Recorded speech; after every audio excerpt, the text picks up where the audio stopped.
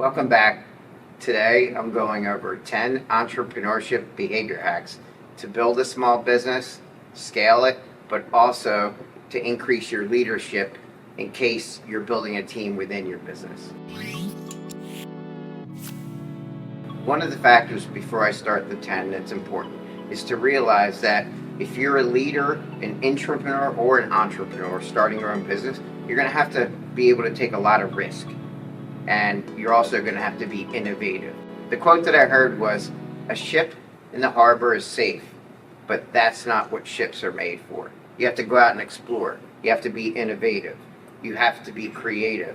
If you're not constantly learning, being creative, and helping people, at times that could be the downfall for your health, your relationships, your curiosity, your family. So it's important to constantly innovate, learn, and do things differently.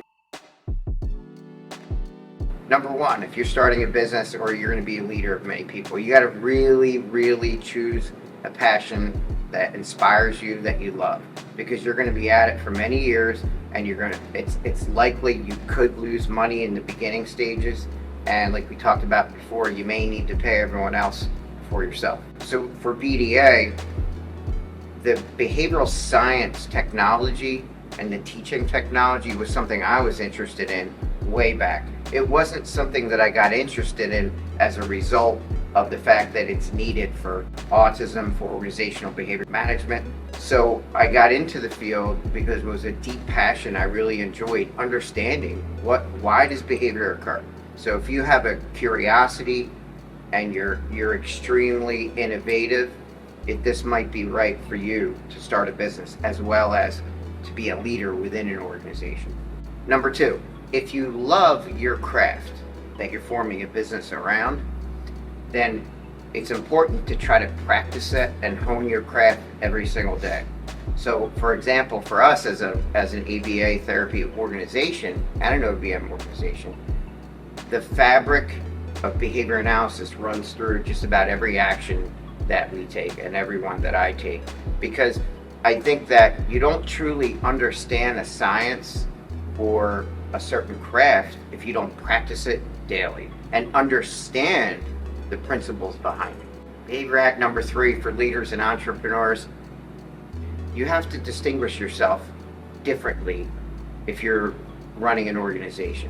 And one of those is that I see this is happening a lot now, but give out content. A lot of times it's going to be free content. Let the world know that you understand the practice and that you understand the business by offering out some free stuff. Entrepreneurship hack number 4: pick the right industry. Do some market research. If it's you interviewing for a job as a high-level leader, do your due diligence. You want to make sure that you understand if the organization is going to support your goals and that you meet that culture, even if you interview multiple times and talk to people in the organization to find out the truth about the values of the organization. Now, when it comes to picking the right industry, we're fortunate, myself, I'm very grateful that the field of applied behavior analysis has been growing. So I didn't know that in the beginning. I just followed my passion, but two worlds collided, and the desire, the need, and the market forces are there, and my interest and passion was there. So what I had to do is surround myself with very passionate people as well. Now, an example, if you're a new business owner now, or you're applying for a job, or you're training in the field of applied behavior analysis, just know that the Bureau of Labor Statistics recently came out with some data suggesting that ABA therapists and BCBAs, they're going to increase 20% in the next 7 years. So just by knowing the industry and the number of people that are required to deliver such a challenging service is going to increase drastically. So if you are going to start an ABA therapy company, it's probably a good time now. Number 5, behavior hack. Make sure that you find the right business coach or the right coach when you're a leader within an organization. What I suggest doing, and it's something that I started doing many years ago, was I work for free. It doesn't seem like that happens a whole lot anymore for some reason. But just the opportunity to work for free out in West Virginia as an internship and learning about organizational behavior management, and then being able to follow someone around who's knowledgeable about small business and how to scale those, was priceless. So I think we have to get out of the mentality that we all need to be paid for every second. What you do is you live really below your means, you volunteer your time, and before you know it, you're a protege of someone who really knows what they're doing. So find that mentor.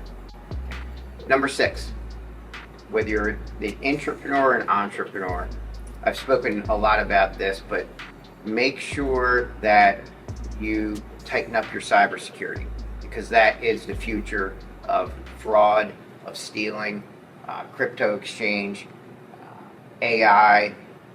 Increasing your cybersecurity and doing what's called a penetration test is very important. There are skilled folks that you can pay, that you can trust, that go in and determine whether or not you have vulnerabilities in your tech systems. Okay, number 7, especially if you're in healthcare or education, or any time that you're leveraging talent of any human being, you're really going to want to study and surround yourself around people that understand labor law. You know, in the very beginning stages, it's not like you can afford an attorney for everything. What I suggest you do is that you become certified in something like a Society for Human Resource Management, and there are a couple others, and really learn labor law. And at some point when you gather the resources, make sure that you ask a lot of questions of labor law attorneys. Sometimes you want to skip right over an HR service or an HR consultant, because most of the time they're just checking with their attorney. So if once you can build the resources, if you can begin picking the brain of a labor law attorney, the reason why I'm choosing that as one of the most important professions to surround yourself with and learn from is that you're leveraging human behavior to help people. Now, along with number 7, when it comes to as your organization scales, you will have people that sometimes will not take accountability for their own performance.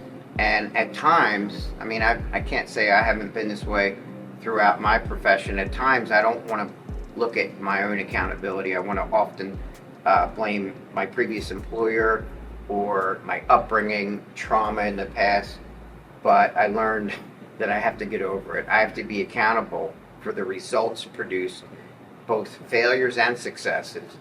And the failures are some of the most important things. Now, when it comes to failure as an entrepreneur or a leader, what matters most is not dwelling on the mistake. What matters most is putting in systems to prevent future ones and how you're going to move forward. Just look at it once, identify a contingency plan to make it less likely to occur, and then move forward. Up and away. That's stupid. Now, number 8, going back to how can you distinguish your leadership or your business from others? One of the things, of course, I'm grateful for are that the leaders that I've been able to help surround myself with, it's a very diverse team. By carefully distinguishing what your service is and what value that provides to society, you are going to have to stand out and do things slightly different. One of the areas that in the beginning of our organization that did distinguish us and have us stand out minimally within the small group starting in New Jersey was that we had a pay for performance model. So it's very important for folks, if you want them to care the slightest bit, as much as you do, as you may be a business owner or a leader that could be earning more than others, you're gonna really need to set up a pay for performance model, and a model where everyone can share in the profit or the revenue. Or else what you'll see is it's not sustainable. At least it wasn't in the early stages if I didn't share revenue, profit sharing, because you really want to create small teams that are not a hierarchical one, because that hurts communication, but they're horizontal. And that's real important for the communication of the team and for the growth of the team. Behavior hack number 9, entrepreneurship, is, I wish I learned this sooner, but number 9 is remove toxic individuals from your organization early. I think because we're in the field of applied behavior analysis, we're often trying to set people up for success, giving second, third, fourth chances, constantly blaming ourselves for a lack of direction or instruction. But at times, someone's behavior can be toxic to the organization, and you're better off dealing with the short-term difficulty of them not being there than being part of building a toxic culture. Because what I've noticed is we're in 6 states. If one person begins creating problems that are not in the best interest of the clients and the learners that you serve, it spreads rapidly. Future videos are going to be more specific about business and P&Ls, and it's going to be more about how to understand accounting, tax law, and things like that. But my 10th business hack is that ethics and the way you go about doing things matters way more than the temporary results you may produce by cutting corners. Your ethics and your honesty as a leader and as a business owner are going to be one of the most important things, because you can spend 18, 19 years building a reputation of honesty, transparency, and ethics, and then one stupid mistake that's dishonest or unethical can quickly ruin that reputation. So it's going to be very important that you live a transparent life as a business owner when it comes to being very directly honest with people. Even if it hurts their feelings, in the long run, they're going to be very happy that you were honest. And one of the most important things is being honest about money. Those were my 10 entrepreneurship hacks. I hope that added some value to you. If you like this, would you mind hitting the subscribe button and the bell notification? So thanks again for joining.